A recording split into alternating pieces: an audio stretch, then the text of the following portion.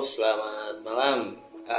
Pada kesempatan kali ini saya akan mencoba share tentang sebuah artikel menarik yang saya baca dari High Tech Asia. Artikelnya berjudul Cara Tetap Relevan di Era AI, yaitu dengan reskilling dan upskilling. Untuk tambahan pengetahuan buat teman-teman yang belum tahu, saya jelaskan sedikit tentang AI adalah artificial intelligence atau kecerdasan buatan. Jadi kayak misal yang otomasi, nah itu termasuk AI. Perubahan dari manusia menjadi robot secara sistematis. Pertanyaan menarik, seperti kayak kita sering nonton tentang film-film science fiction. Banyak yang bertanya, kapankah era AI ini dimulai, atau kapan sih, untuk orang masih sibuk bertanya kapan sih era AI ini dimulai. Nah, sang penulis artikel mencoba menjawab kapan era AI ini dimulai. Ya sudah dimulai sekarang. Contohnya kayak sekarang untuk penjaga tol sudah di gerbang tol sudah kita semua, gerbang tol otomatis semua. Itu artinya ya peran kita sebagai manusia itu sudah digantikan oleh mesin, oleh robot. Jadi skill untuk penjaga tol, skill input data, skill mengulurkan tangan itu pada zaman sekarang sudah tidak diperlukan kembali gitu. Jadi bagaimana caranya agar kita tetap relevan di era AI ini? Era AI ini menuntut kita untuk upskilling dan reskilling, menaikkan kemampuan kita yang kita sudah punya, tapi juga harus reskilling, menambah ilmu atau skill yang sudah kita punya ditambah dengan skill-skill lainnya yang bisa relevan. Bagaimana caranya berarti tergantung dari sebaik atau secepat apa kita mempelajari ilmu baru. Nah, di artikel ini juga disebutkan nih tips-tipsnya untuk kita menuju ke sebaik apa, secepat apa sih kamu pelajari ilmu baru, yaitu menurut dari Barbara Oakley, cara belajar efektif itu ada 4, yaitu yang pertama adalah fokus dan berhenti.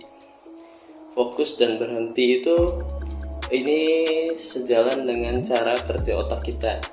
Jadi saat otak kita fokus, otak kita fokus itu sedang menyerap banyak ilmu. Saat otak kita fokus, ilmu itu masuk semua. Apapun yang kita lihat pasti kita nanti diproses oleh otak kita. Nah, kenapa ada fokus dan berhenti? Di saat berhenti, otak kita akan menyambungkan berbagai data-data yang telah kita pelajari atau kita masukkan saat kita fokus. Jadi sangat dibutuhkan juga ada fokus dan berhenti. Jadi yang pertama fokus, yang kedua berhenti. Berhenti itu bisa berhenti sejenak atau take rest, ambil istirahat. Makanya kalau misal kita lihat di beberapa training atau di rapat, ada coffee break, ada istirahat, coffee break selama 10 menit, istirahat selama 1 jam. Nah, itu untuk melatih otak kita memang fokus dan berhenti. Polanya sama, fokus dan berhenti, take rest, istirahat. Oke. Yang ketiga yaitu belajar membagi informasi. Secara sederhana ya, otak kita itu lebih gampang mengingat atau memproses informasi secara terbagi-bagi. Misal, mengingat nomor angka telepon 081150515052. Itu lebih gampang kalau kita membaginya. Misalnya otak kita membagi nomor HP menjadi 44. 0811 5051 5052 dibanding dengan yang tadi langsung dari 12 angka gitu. Secara nggak sadar kita sudah mempraktekkan sebenarnya teori-teori ini, tapi ya dengan adanya teori ini dipatenkan, harusnya kita bukan secara tidak sadar lagi, jadi habit untuk bagaimana cara kita belajar. Yang keempat yaitu kenali tipe pembelajaran diri. Jadi ada dua pembelajaran diri menurut dari artikel ini. Ada yang tipe kencang, kayak kita naik mobil kencang kan, semua terserap, semua jalan terserap, tapi melupakan detail. Di situ banyak detail-detail. Di situ kalau kita tipe itu, kelemahan kita pasti di detail-detailnya lebih kurang. Di jalan tadi ada beberapa orang yang lewat, di jalan ada tukang somai apa enggak, nggak kelihatan tukang kencang. Yang kedua, tipe pendaki gunung. Pendaki gunung lambat, tapi banyak yang terserap semuanya.